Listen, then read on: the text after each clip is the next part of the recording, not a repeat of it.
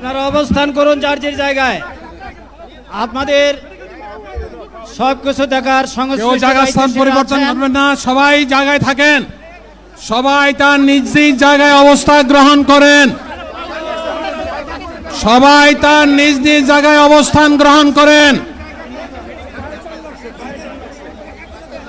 আপনারা নিজ নিজ জায়গায় থাকুন, প্রয়োজনীয় দিক নির্দেশনা দেওয়া হবে। আপনাদের উত্তেজিত উদ্বেলিত হওয়ার কোনো কারণ নেই।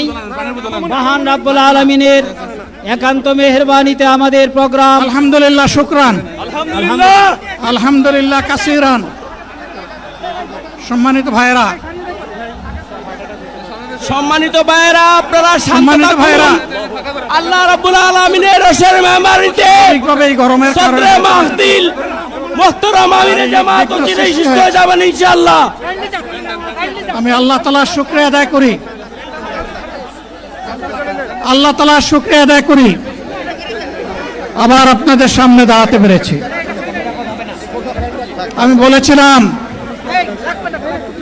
দুর্নীতিমুক্ত বাংলাদেশ ইনশাআল্লাহ সবাইকে নিয়ে আমরা গড়ব। আমরা কথা দিচ্ছি, বাংলাদেশ জামাত ইসলামী যদি আল্লাহ তাআলার মেহেরবানি এবং সরকার জনগণের ভালোবাসা নিয়ে সরকার গঠন করে, তাহলে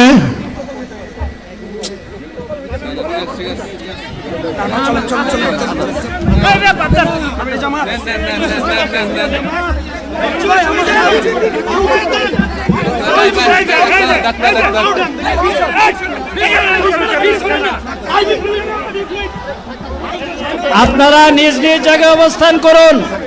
আমাদের স্বেচ্ছাসেবকগণ আছেন, সংশ্লিষ্ট বিভাগের দায়িত্বশীলরা আছেন, তারা প্রয়োজনীয় ব্যবস্থা নেবেন।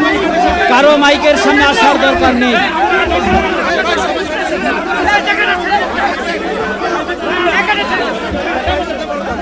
আপনারা অবস্থান করুন নিজ নিজ জায়গায়।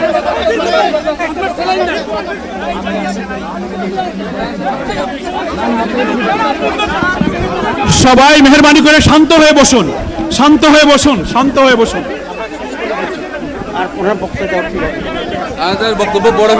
আপনারা সকলে আমিরে জামাত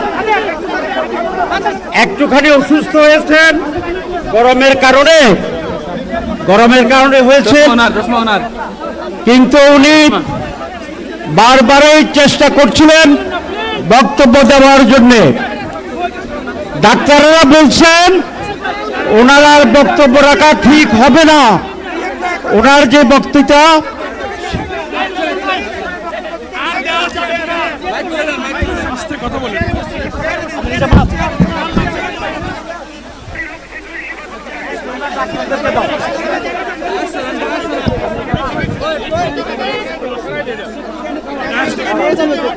আপনারা নিজ নিজ আসনে উপবেশন করুন। সংগঠনের দায়িত্বশীলগণ প্রয়োজনীয় দিক নির্দেশনা দিবেন। আপনাদেরকে নিজ নিজ জায়গায় অবস্থান করার জন্য অনুরোধ করা হচ্ছে। দেন না এখানে আপনাদের এই ড্রোনগুলো আলহামদুলিল্লাহ, আলহামদুলিল্লাহ। আরে আল্লাহ যত সময় হায়াত দিয়েছেন, আল্লাহ যত সময় হায়াত দিয়েছেন তত সময় মানুষের জন্য লড়াই করব ইনশাআল্লাহ। এ লড়াই বন্ধ হবে না। বাংলার মানুষের মুক্তি অর্জন হওয়া পর্যন্ত আমাদের লড়াই অব্যাহত থাকবে। বলছিলাম জামাতে ইসলামী যদি আল্লাহর ইচ্ছা এবং জনগণের ভালোবাসায় বাংলাদেশের মানুষের সেবা করার সুযোগ পায়, তাহলে মালিক হবে না, সেবক হবে ইনশাআল্লাহ। আজ আমি ঘোষণা দিচ্ছি, লক্ষ জনতাকে সাথে নিয়ে বাংলাদেশ জামাতে ইসলামী থেকে যারা আগামীতে সংসদ সদস্য হিসাবে নির্বাচিত হবেন, আরে আপনারা কথা বন্ধ করেন, আপনারা কথা বন্ধ করেন, সবাই বসে পড়েন, সবাই বসেন, বসেন, কেউ দাঁড়াবেন না, সবাই বসেন। যদি আল্লাহর ইচ্ছায় জনগণের ভালোবাসায় বাংলাদেশ জামাতে ইসলামী থেকে সংসদ সদস্যরা নির্বাচিত হয়ে সরকার গঠন করেন, তাহলে কোনো এমপি, কোনো মন্ত্রী আগামীতে সরকার কিন্তু প্লট গ্রহণ করবে না। কোনো এমপি এবং কোনো মন্ত্রী ট্যাক্সবিহীন কোনো গাড়ি চড়বে না। কোনো এমপি এবং কোনো মন্ত্রী তার নিজের হাতে কোনো টাকা চালাচালি করবে না। কোনো এমপি এবং কোনো মন্ত্রী যদি তার নির্দিষ্ট কোনো কাজের জন্য বরাদ্দ পেয়ে থাকেন, কাজ শেষ হওয়ার সাথে সাথে বাংলাদেশের 18 কোটি মানুষের কাছে তারা তার প্রতিবেদন তুলে ধরতে বাধ্য হবে। সম্মানিত বন্ধুগণ, চাঁদা আমরা নিব না, দুর্নীতি আমরা করব না। চাঁদা আমরা নিতে দেব না, দুর্নীতি আমরা সহ্য করব না। এই বাংলাদেশটাই আমরা দেখতে চাই। যুবকদেরকে আমরা স্পষ্ট ভাষায় বলতে চাই, বন্ধুগণ, তোমাদের সাথে আমরা আছি। আমি আজকে জামাতের আমির হিসাবে এখানে কথা বলতে আসিনি। আমি এসেছি বাংলাদেশের 18 কোটি মানুষের একজন হয়ে কথা বলতে। আমি শিশুদের বন্ধু, আমি যুবকদের ভাই, আমি বয়স্কদের সহযোদ্ধা, আমার বোনদের আমি ভাই। সুতরাং তাদের মুক্তির জন্যই আমি দায়িত্ব নিয়ে আজকে এখানে দাঁড়িয়েছিলাম। আল্লাহর ইচ্ছা শরীর আমাকে সাময়িকভাবে সহযোগিতা করে নাই, এটাও আল্লাহর ইচ্ছা যে এখন আল্লাহ আমাকে কথা বলার সুযোগ দিচ্ছেন। আমি বলতে চাই, বাংলাদেশের নির্দিষ্ট কোন শ্রেণীর মুক্তির জন্য আমাদের এই লড়াই নয়। রাস্তার একজন পরিচ্ছন্নতা কর্মী, চা বাগানের একজন শ্রমিক, রক্ত পানি করে ঘাম জড়ানো আমার একজন রিক্সা চালক ভাই মাঠে ময়দানে বাংলাদেশের মানুষের মুখে যারা এক মুঠো ভাত তুলে দিতে চায়, আমার সেই কৃষক বন্ধুটি, আমি তাদের হয়ে আজকে এখানে কথা বলতে এসেছি। আমি কোনো অভিজাত শ্রেণীর হয়ে এখানে কথা বলতে আসিনি।